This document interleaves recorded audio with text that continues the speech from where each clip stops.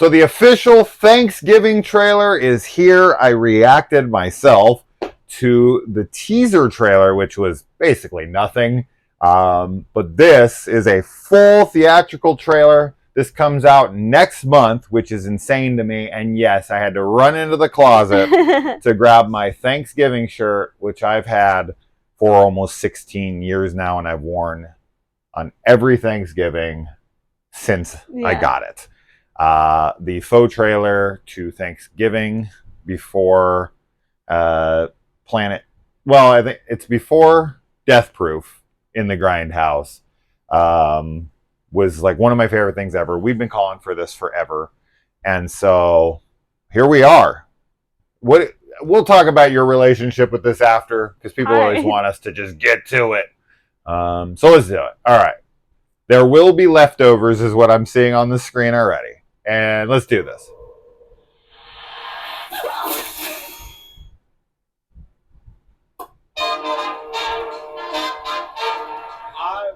The Thanksgiving parade, which is from the trailer.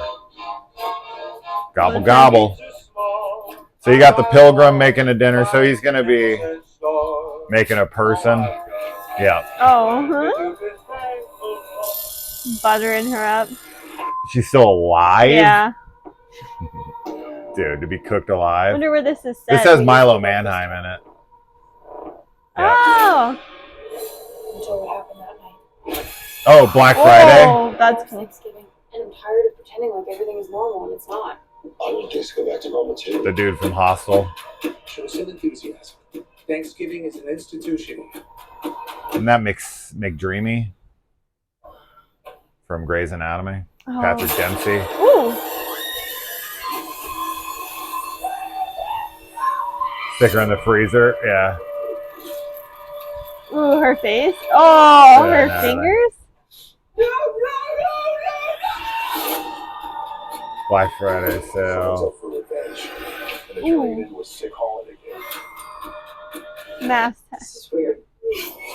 We're all tagged and our names are at the table. Awesome. That was corny. Oh no. Oh, those little corn things that you use in someone's ear. I hate seeing this stuff because it's like I want that to be in the film. Yeah. Straight off a Thanksgiving table.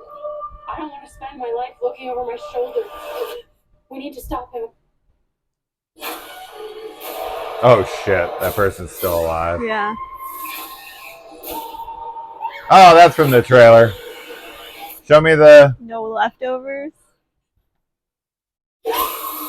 Are we gonna see the trampoline?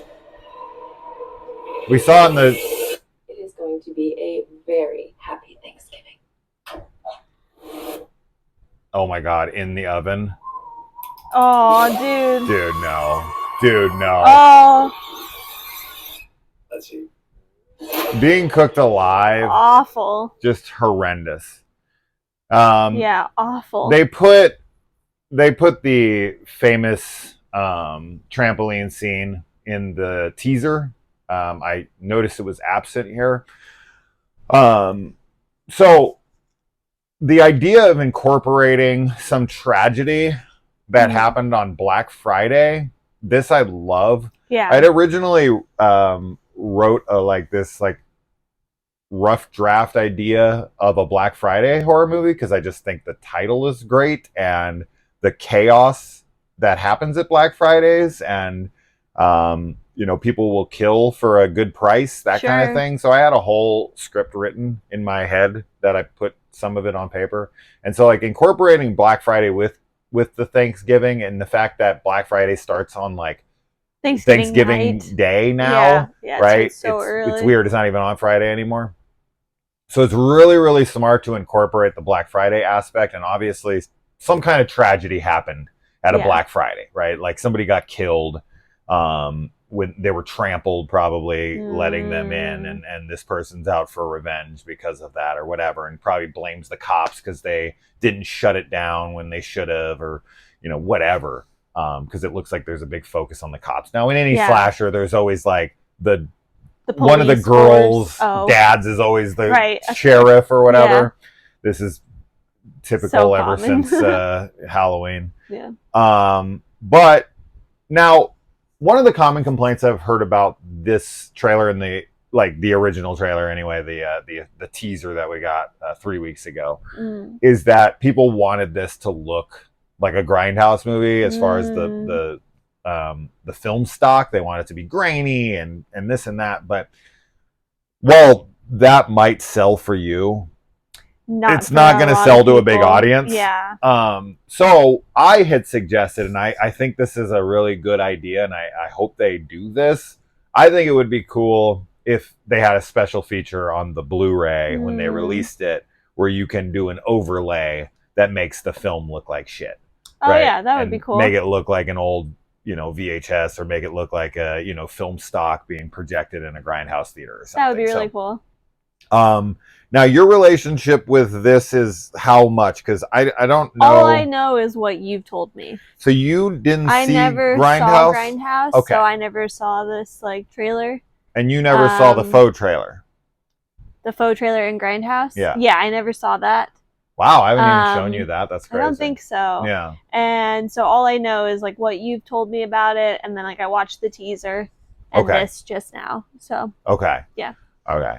Yeah, it's great that we're finally getting this movie for people who have been crazy about this for 16 years now, which is just crazy to even think 16 years. That's as long as we had to wait for the prequels. It was 16 years from 1983 to 1999. This is literally the same length we had to wait from Return of the Jedi to Phantom Menace. That's wild. Yeah. But as far as the trailer goes, it looks very classic slasher. Yes, it does. It kind of reminds me of My Bloody Valentine a bit. Yeah, I could see that. Just the feel of the town and the relationships between the kids and all that stuff. So one of the biggest problems this film's going to face is that the people who are really looking forward to this movie are massive slasher fans who want buckets of gore. Yeah. And unfortunately, because they made this for theaters and they are trying to market this to an audience, you can only get away with so much. You can only put so much in an R-rated film. Now, I hope that Eli Roth had the foresight and the clout enough to have made some kind of unrated cut that he can release on Blu-ray, because these filmmakers, man, especially someone like an Eli Roth, somebody who has a name and can really influence the studio, say, listen, I want the money to film this graphic shit. Yeah. I know it's not going to make it into the theater cut. Don't worry, I'll cut it. But then, in order to bump our sales, this is a sales pitch. You got to sell these people, and it's a good sales pitch. You tell them, all right, look, we're going to shoot these scenes. They're not going to be for anything yet. But once it peters out in the theater, then we tease the Blu-ray, the 4K, and we tell people that's going to have the unrated cut and make it worth their money. Really tease the hell out of, you're going to see all the hardcore stuff. Yeah. And release the length of time and how many more kills there are going to be on the screen. And us idiots, us freaking gore hounds, will be chomping at the bit to get that thing. We will be absolutely salivating for more, right? Yeah, I hope that there's an unrated version, especially if this isn't going to be ultra violent, which, as you said, I think for a mainstream audience it won't be. So I do hope that there's an unrated director's cut that gets released. I just can't, for the life of me, understand why it matters. You've got this kind of film to me. Why are you going to it if you want it to be tamed down for your sensibilities? Yeah. To me, that's insane. I get that. This is a violent slasher film. This is literally the whole point of the movie. Yeah. And you want it to be censored. No. But this is why I'm saying you get that happy medium compromise of, look, I'll make the pussy version for the theater, but then not only, do we pull in more viewers and more money by getting that director's cut, but I actually also get my vision and you get your money. It's a win-win. Yeah. Right? It is. Because the argument I always hear is like, studios don't want to pay for something that isn't going to make final cut. And they're not going to just throw away money. But the physical media market, us horror nerds, we are the ones keeping this thing alive. Yeah. Like, I'm telling you, if it wasn't for like sci-fi, fantasy, and horror nerds, physical media would be dead by now. Yeah. Right? Action, drama, comedy people, they ain't buying this in the levels that we are. Not really. Right? It's the Shout Factories, the Arrows, the this and that. We're the ones keeping them alive. We're the ones keeping them going. So with that audience, you get us what we want. You get us something that we're like, this is worth upgrading. This is worth getting that extra cut. And don't screw us by releasing the theatrical and then 2 years later, they're like, oh, well, now we're going to release it. I'm still waiting on that super cut that I was promised. That's supposed to be like 5 hours long or longer than that. Oh, that would be so great. So, anyway. Yeah. It looks good. It looks really good. I'm just wondering how this will be received because Eli Roth is like one of the most unjustly hated directors in Hollywood. People love to hate on him. There's like a cult surrounding the hatred for him. It's crazy. And we've been waiting 16 years, so the anticipation and the excitement level and the expectations are outrageous. Yeah. And I just understand the limitations of what you can do in theaters. So that's why I'm saying you get as hard of a cut into theaters as you possibly can. Yeah. And then you release the uncut shit on Blu-ray. Yeah. It's simple. It's simple as I'm sitting here on the couch doing nothing. But I'm saying, like, if you're Eli Roth and you know Quentin Tarantino and you've been in the game and you have your own shit, like, he has a big enough name at this point. He has enough clout at this point to tell Sony, listen, like, I want to make this movie.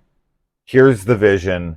I need to sell you on this idea of uncut, but don't worry, I'm not going to go the Hatchet 2 route, even though Terrifier 2 did make money, for sure. Yeah. Releasing an unrated cut in theaters. Yes, it did. But it didn't make the kind of money that's going to make a studio like, ooh, right? Yeah. Because they're looking for $100 million. Yes. That's what they want. And Terrifier 2 ain't going to ever touch anything like that.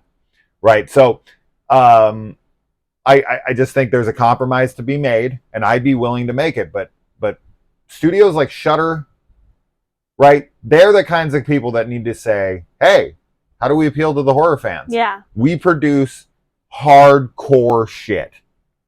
And we can release it unrated. We don't have to go through any MPAA nonsense. Yeah. So this is my biggest concern with this film overall, is that it's just not going to be graphic enough, and people are going to shit on it because they're like, oh man, I wanted this to be super violent, and it was weak as shit. Because that's what happened with the first Hostel. Everyone heard it was like the most graphic, crazy thing ever, and then they went in, and unfortunately, there's not a lot of gore in it. And people left super disappointed, and then they were just like, I hate him. I want him to die. He lied. Yeah. He lied? He lied. Eli Roth. Eli Roth. All right, that's that. So, yeah. I don't know what day this comes out. It said... I don't know. It's in November, but I don't know. I'm assuming it's around Thanksgiving. So, very exciting. I'm going to show Kaylee the original trailer right now. But for that, I'm excited, of course. I've been waiting 16 years. But I'm going to go in with realistic expectations, and I hope you guys will do the same. Yeah. So, keep those fingers crossed for an unrated cut after theaters, so we can really get the true vision. So, that's that. Let us know.